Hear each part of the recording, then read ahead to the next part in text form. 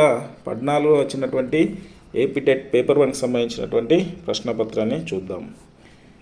ద్విపార్శ్వ ఉపకరణానికి ఉదాహరణ మాతృకలు, వ్యంగ్య చిత్రాలు, తోలుబొమ్మలు, నమూనాలు. మరి ద్విపార్శ్వ ఉపకరణానికి ఉదాహరణ ఏంటంటే మనం వ్యంగ్య చిత్రాలు అని చెప్తాం. ఉదాహరణకు చిత్రం అనేటువంటిది ఒక పేపర్ మీద ఉంటుంది. ఆ పేపర్ను మనం ఏమని చెప్తాం? ద్విపార్శ్వము.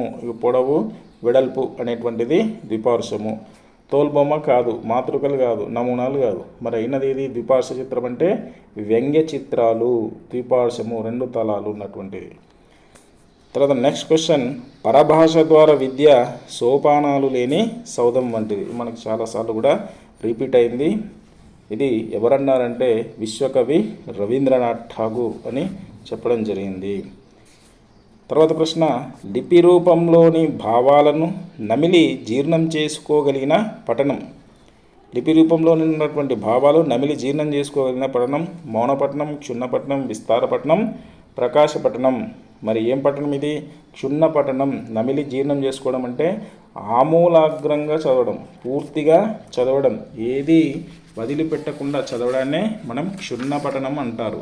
అట్లా ఏది వదిలిపెట్టకుండా చేస్తేనే దాన్ని నమిలి జీర్ణం చేసుకోవాల్సినటువంటి పఠనం అని చెప్తాము. దీన్ని మనం క్షుణ్ణపఠనం అని అంటాము.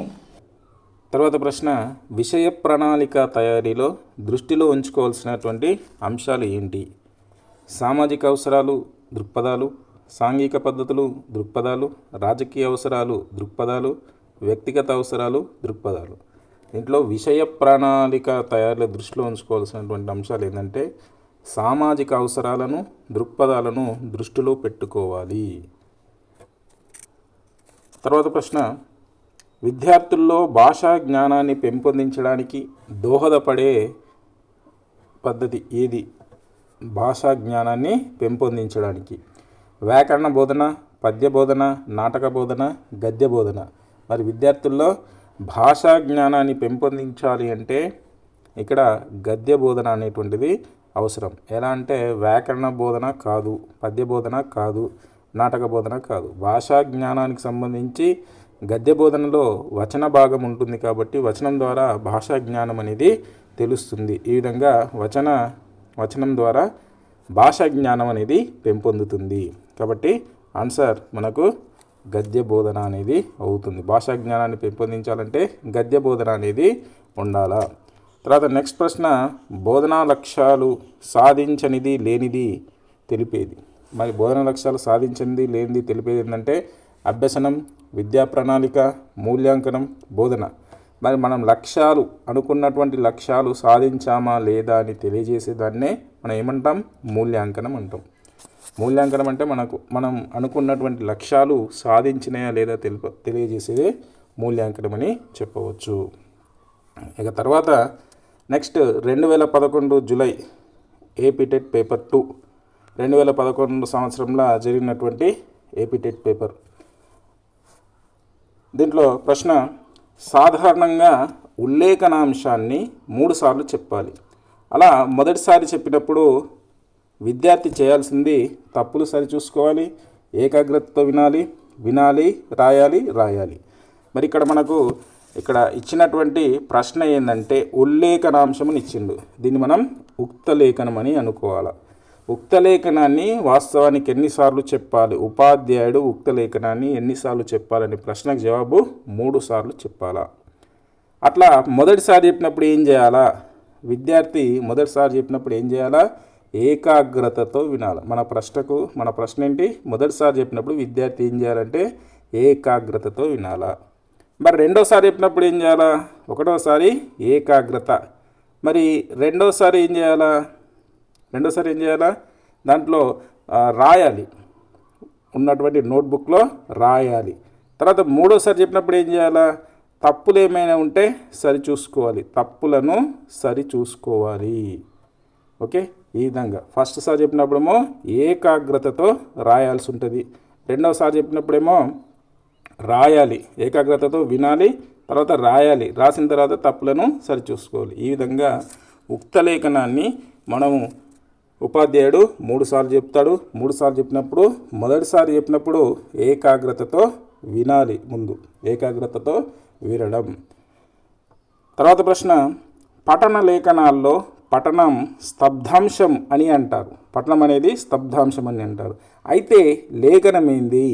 మరి పఠనం అనేది స్తబ్దంగా ఉంటే లేఖనం ఏమవుతుంది? ప్రేరణాంశం, శబ్దాంశం, కారకాంశం, లక్షణాంశం. మరి దీంట్లో పఠనం స్తబ్దాంశం అయితే లేఖనం ఏమవుతుంది అంటే లేఖనం కారకాంశం అవుతుంది. ఓకే.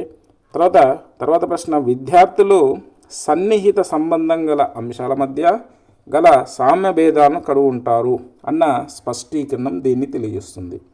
భాషా జ్ఞానం అను లక్ష్యానికి చెందినది, సృజనాత్మకత శక్తి అను లక్ష్యానికి చెందినది, అవగాహన అను లక్ష్యానికి చెందినది, భాషాభిరుచి అనే లక్ష్యానికి చెందినది. మరి విద్యార్థులు సన్నిహిత సంబంధం గల అంశాల మధ్య సామ్య భేదాలను కనుగొంటారు. మరి ఇక్కడ సామ్య భేదాలు కనుగొనడం అంటే అవగాహన అను లక్ష్యానికి చెందినటువంటిది. సామ్య భేదాలను కనుగొనడం, సంబంధాలను స్థాపించడం, ఇవన్నీ అవగాహనకు సంబంధించినటువంటి స్పష్టీకరణలు. తర్వాత ప్రశ్న, పద్య బోధనలో ఆదర్శ పఠనానంతరం విద్యార్థులు పద్యం యొక్క కేంద్ర భావాన్ని ఏ మేరకు గ్రహించారో తెలుసుకోవడానికి మీరు ఏం చేస్తారు?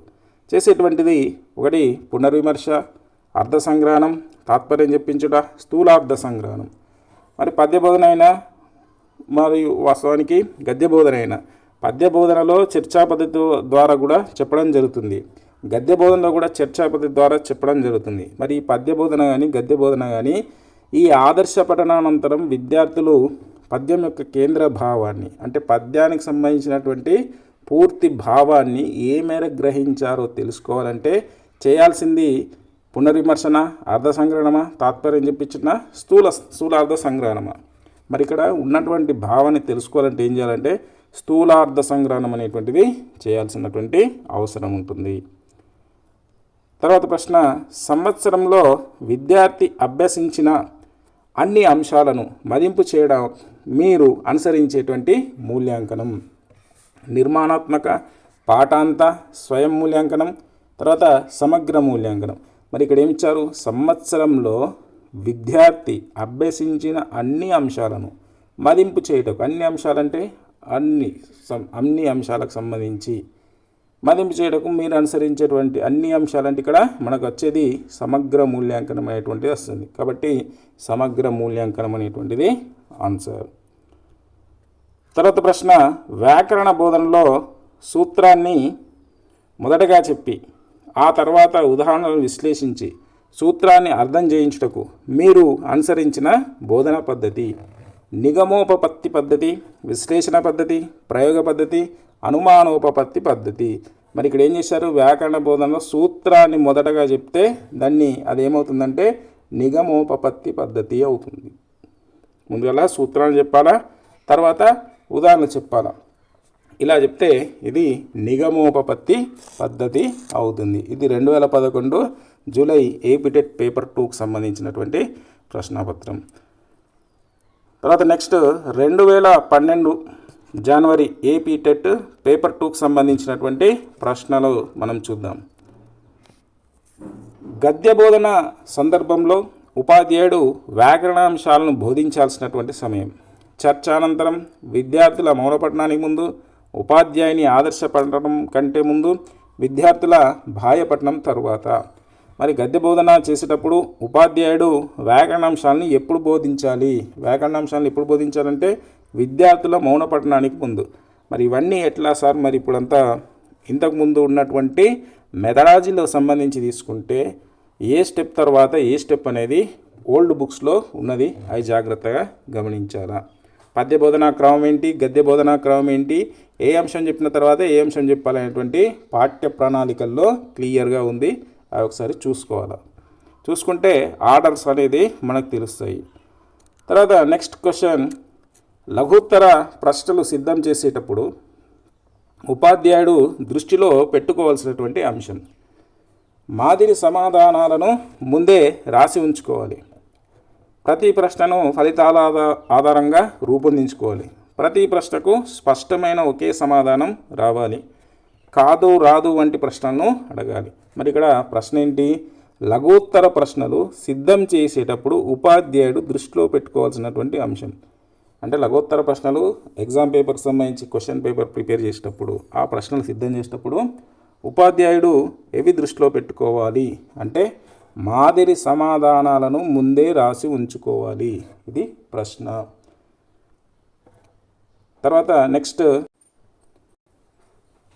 తర్వాత ప్రశ్న, విద్యార్థులలో సముచిత మనోవైఖరులు పెంపొందించడానికి ఉపాధ్యాయుడు దృష్టిలో పెట్టుకోవాల్సిన స్పష్టీకరణలో ఒకటి, విమర్శనాత్మక దృష్టి కలిగి ఉండడం, శైలీ భేదాలను పరికించడం, నుడికారపు సొంపును ప్రదర్శించడం, ధ్వని అర్థాలను గ్రహించడం. ఇక్కడ విద్యార్థుల్లో సముచిత మనోవైఖరులు పెంపొందించాలంటే, అంటే విద్యార్థుల్లో మంచి భావాలను కలిగించాలంటే, అవి పెంపొందించాలంటే ఉపాధ్యాయుడు దృష్టిలో పెట్టుకోవాల్సింది ఏంటి? ఇక్కడ విమర్శనాత్మక దృష్టిని కలిగి ఉండేటట్టు చేయాలి. శైలీ భేదాలు కాదు, నుడికారపు సొంపు కాదు, ధ్వని అర్థాలను గ్రహించడం కాదు, విమర్శనాత్మక దృష్టి. ఒక కవి గురించి కావచ్చు, ఒక రచయిత గురించి కావచ్చు, చేసినటువంటి రచనలు కావచ్చు, ఆ రచనల్లో ఉన్నటువంటి అంశానికి సంబంధించి కావచ్చు, ఆ వ్యక్తిపై కావచ్చు, మంచి వైఖరిని పెంపొందించే విధంగా ఉండాలంటే విమర్శనాత్మక దృష్టిని కలిగి ఉండేటట్లు చేయాలి. తర్వాత ప్రశ్న, తరగతి గదిలో విద్యార్థుల శ్రవణ నైపుణ్యాన్ని పెంపొందించడానికి ఉపాధ్యాయుడు దృష్టిలో పెట్టుకోవాల్సినటువంటి అంశం, క్షుణ్ణపఠనం చేయించడం, కఠిన పదాలను పరిచయం చేయడం, తర్వాత పాఠాలను బాహ్యంగా చదివించడం, పాఠాలను మౌనంగా చదివించడం. మరి తరగతి గదిలో విద్యార్థుల శ్రవణ నైపుణ్యాన్ని పెంపొందించడానికి ఉపాధ్యాయుడు దృష్టిలో పెట్టుకోవాల్సింది ఏంటంటే క్షుణ్ణపఠనాన్ని చేయించాలా. క్షుణ్ణపఠనం అంటే ఆమూలాగ్రంగా చదవడం. ఆ విధంగా చదివితే విద్యార్థులకు సంబంధించి పూర్తిగా శ్రవణ నైపుణ్యం పెంపొందించబడుతుంది. తర్వాత ప్రశ్న, శిక్షణ బదలాయింపు సూత్రాన్ని అనుసరించి ప్రధాన వాచకం అధ్యయనం ఎందుకు తోడ్పడుతుంది? భాషా లక్ష్యాల సాధన ద్వారా విద్యార్థుల్లో పఠన శక్తిని పెంపొందించడం, తర్వాత మాతృభాష ద్వారా సాధించిన భాషా నైపుణ్యాలను ఇతర భాషల అధ్యయనానికి వినియోగించడం, భాషా నైపుణ్యాల అభివృద్ధి ద్వారా భాషా లక్ష్యాలను సాధించడం, తర్వాత భాషాభిరుచి పెంపొందించడం ద్వారా విరామకాలాన్ని సద్వినియోగం చేయడం. అని ఆన్సర్ ఏంటి? మరి శిక్షణ బదలాయింపు సూత్రాన్ని అనుసరించి ప్రధాన వాచక అధ్యయనం ఎందుకు తోడ్పడుతుందంటే మాతృభాష ద్వారా సాధించిన భాషా నైపుణ్యాలను ఇతర భాషల అధ్యయనానికి వినియోగించడానికి తోడ్పడుతుంది. ఈ విధంగా బదలాయింపు సూత్రం అనేది పనికి వస్తుంది. తర్వాత ప్రశ్న, విద్యా సాంకేతిక శాస్త్ర వినియోగం ఉపాధ్యాయులకు అందించే పరిజ్ఞానం ఏ విధంగా అందిస్తుంది? భాషా బోధనా పద్ధతులు, బోధనాభ్యసన సామాగ్రి తయారీకి సంబంధించిన శాస్త్రీయ పరిజ్ఞానం, భాష మారే పద్ధతులు, భాషోచ్చారణ పద్ధతుల పరిజ్ఞానం, తర్వాత భాషా నిర్మాణ, భాషా బోధనా పద్ధతుల పరిజ్ఞానం, తర్వాత భాషా నిర్మాణాన్ని, భాష మారే పద్ధతులను తులనాత్మకంగా శాస్త్రీయంగా అధ్యయనం చేసే పరిజ్ఞానం. మరి దీంట్లో విద్యా సాంకేతిక శాస్త్ర వినియోగం ఉపాధ్యాయులకు అందించే పరిజ్ఞానం ఏంటంటే భాషా నిర్మాణాన్ని, భాషా మారే పద్ధతులను తులనాత్మకంగా శాస్త్రీయంగా అధ్యయనం చేసే పరిజ్ఞానమని మనం చెప్పుకోవచ్చు.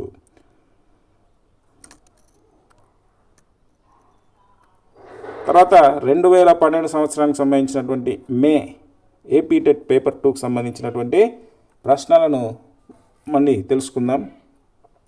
విద్యార్థుల్లో భాషా అభిమానం, సాహిత్యాభిలాషను పెంపొందించడానికి తోడ్పడేది విజ్ఞాన యాత్రలు, భాషా విహార యాత్రలు, వినోదయాత్రలు, పాఠశాల పరికరాలు.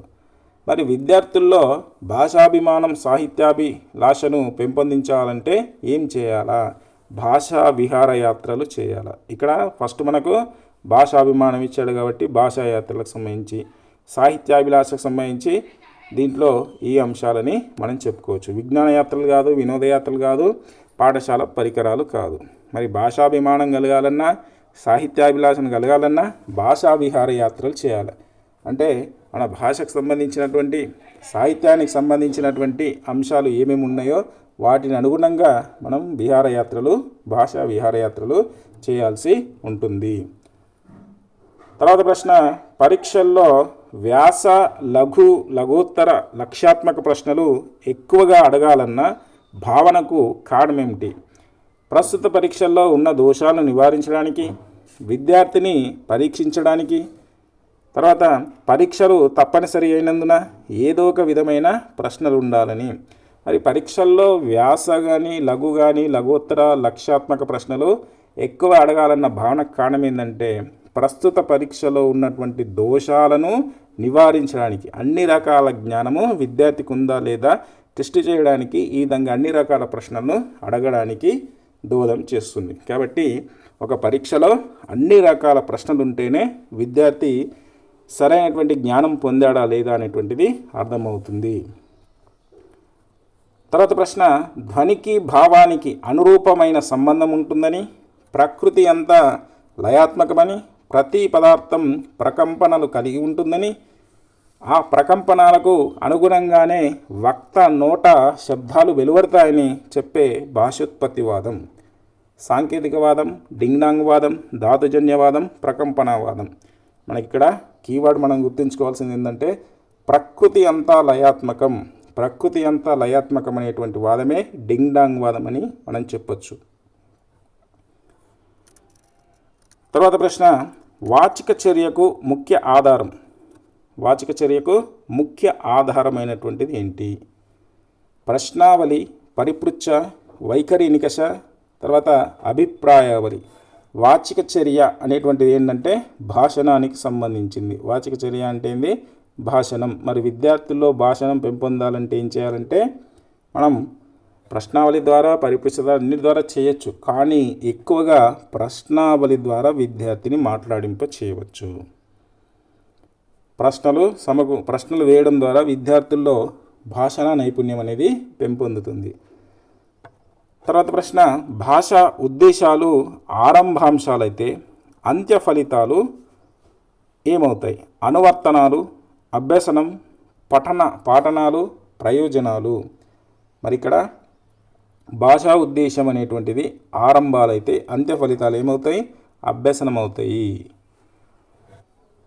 భాషను ఉద్దేశంగా పెట్టుకొని మనం బోధిస్తున్నాం, అది ఆరంభం. మరి అంత్య ఫలితం ఏమొస్తుంది?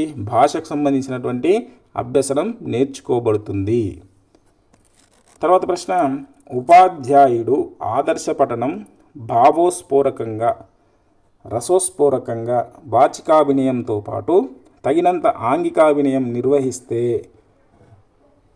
విద్యార్థుల పద్యం యొక్క ఆప్షన్స్ పదాల అర్థాలను తెలుసుకుంటారు, అన్వయ క్రమాన్ని గుర్తిస్తారు, పద్య కేంద్ర భావాన్ని గ్రహిస్తారు, పద్య సారాంశాన్ని గ్రహించడం జరుగుతుంది. మరి ఇక్కడ ఏముంటుంది? వాచికాభినయం కానీ తగినంత అంగికాభినయంతో నిర్వహిస్తే విద్యార్థులు పద్యం యొక్క కేంద్ర భావాన్ని గ్రహిస్తారు, అంటే పూర్తిగా అర్థం చేసుకోవడానికి ఆస్కారం ఉంటుంది. ఇది 2012 మే ఏపీ టెట్ పేపర్ 2కు సంబంధించినటువంటి ప్రశ్నలు. తర్వాత 2014 మార్చ్ ఏపీ టెట్ పేపర్ 2కు సంబంధించినటువంటి ప్రశ్నలు తెలుసుకుందాం. 2014 మార్చ్ ఏపీ టెట్ పేపర్ 2కు సంబంధించినటువంటి ప్రశ్నలు, వ్యవస్థీకరించిన జ్ఞాన భాగమే విద్యా ప్రణాళిక, అభ్యసనానుభవాలు, పాఠ్య ప్రణాళిక, బోధనాభ్యసనం. మరి వ్యవస్థీకరించినటువంటి జ్ఞాన భాగాన్నే మనం ఏమంటున్నాం? పాఠ్య ప్రణాళిక అంటున్నాం. అంటే పాఠ్య ప్రణాళికను మనం వ్యవస్థీకరించడం జరుగుతుంది. విద్యా ప్రణాళిక కాదు, అభ్యసనానుభవాలు కాదు, బోధనాభ్యసనానుభవం కాదు. మనకు వ్యవస్థీకరించినటువంటి జ్ఞాన భాగాన్నే పాఠ్య ప్రణాళిక అని అంటున్నాం. తర్వాత ప్రశ్న, డాల్టన్ పద్ధతిలో ఉపాధ్యాయుడు విద్యార్థులకు ఇవ్వటానికి తయారు చేసుకునేటువంటి, డాల్టన్ పద్ధతిలో ఉపాధ్యాయుడు విద్యార్థులకు ఇవ్వడానికి తయారు చేసుకునేటువంటివి నియోజనాలు, కృత్యాలు, అభ్యాసాలు, పటాలు. మరి డాల్టన్ పద్ధతి అంటేనే నియోజనాల పద్ధతి అంటాం. నియోజనాలను మనం ఏమంటున్నాం? అసైన్మెంట్స్ అంటున్నాం. ఈ అసైన్మెంట్స్ అనేటువంటి విద్యార్థులు తనకు తానుగా శోధించి సాధించి రాసుకొని రావడం జరుగుతుంది. అందుకే ఇక్కడ డాల్టన్ పద్ధతిలో ఉపాధ్యాయుడు విద్యార్థులకు ఇవ్వడానికి తయారు చేసుకునేటువంటి ఏంటంటే నియోజనాలు తయారు చేసుకోవాలి. తర్వాత నెక్స్ట్ ప్రశ్న, సైట్ అంటే ఏమిటి? SIET.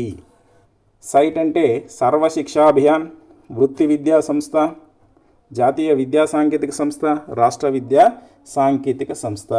మరి సైట్ అంటే దీని యొక్క అర్థం ఏంటంటే ఎస్ అంటే స్టేట్ అని, స్టేట్ ఎస్ అంటే స్టేట్, ఐ అంటే ఇన్స్టిట్యూట్, ఐ అంటే ఇన్స్టిట్యూట్ అని, తర్వాత ఈ అంటే ఎడ్యుకేషన్ అని, తర్వాత టీ అంటే టెక్నికల్ అని, టీ అంటే technical, state institute of education technology, దీన్ని సైట్ అని అంటారు. State institute of education technology, దీన్ని మనం తెలుగులో రాష్ట్ర విద్యా సాంకేతిక సంస్థ అని అనడం జరుగుతుంది. తర్వాత ప్రశ్న, విద్యా లక్ష్యాలను సాధించడానికి విద్యా విధానంలో చేరిన విద్యా ప్రక్రియ. మరి విద్యా లక్ష్యాలను సాధించడానికి విద్యా విధానంలో చేరినటువంటి విద్యా ప్రక్రియ ఏంటి? అభ్యసనం, బోధనాభ్యసన ప్రక్రియ, మూల్యాంకనం, బోధన. మరి విద్యా లక్ష్యాలను సాధించాలంటే విద్యా విధానంలో చేరిన విద్యా ప్రక్రియ ఏ ప్రక్రియ? మరి బోధనాభ్యసన ప్రక్రియ. విద్యా విధానంలో ఏ ప్రక్రియ ఉంటుంది? అభ్యసనం కాదు, మూల్యాంకనం, బోధన, ఇవన్నీ బోధనాభ్యసన ప్రక్రియలోనే భాగంగా ఉంటాయి కాబట్టి బోధనాభ్యసన ప్రక్రియ అనేది తరగతి గదిలో జరుగుతుంది. తర్వాత ప్రశ్న, సామూహిక విద్యా సౌకర్యాలకు కావ్య భాష చాలదు అను సిద్ధాంతాన్ని ప్రతిపాదించినటువంటి వారు? వేదం వెంకటరాయ శాస్త్రి, గిడుగు రామ్మూర్తి, తర్వాత గురజాడ అప్పారావు, కందుకూరి వీరేశలింగం. మరి ఇక్కడ సామూహిక విద్యా సౌకర్యాలకు కావ్య భాష చాలదు అను సిద్ధాంతాన్ని ప్రతిపాదించింది గిడుగు రామ్మూర్తి. మరి పాఠశాలలో ఉండాల్సింది కావ్య భాష కాదు, మనకు ఏ భాష ఉండాలని? వ్యవహారిక భాష ఉండాలని గిడుగు రామ్మూర్తి మనకు వ్యవహారిక భాషోద్యమాలను చేపట్టడం జరిగింది. తర్వాత ప్రశ్న, వక్తృత్వ శిక్షణ ద్వారా విద్యార్థుల్లో పెంపొందించే నైపుణ్యం. వక్తృత్వ శిక్షణ ద్వారా విద్యార్థుల్లో పెంపొందే నైపుణ్యం పఠనం, లేఖనం, శ్రవణం, భాషణం. వక్తృత్వం అంటే ఇక్కడ మాటలు, మాటల ద్వారా విద్యార్థుల్లో ఏం పెంపొందుతుంది? భాషణం పెంపొందుతుంది. ఇది భాషా నైపుణ్యాలకు సంబంధించినటువంటి ప్రశ్న.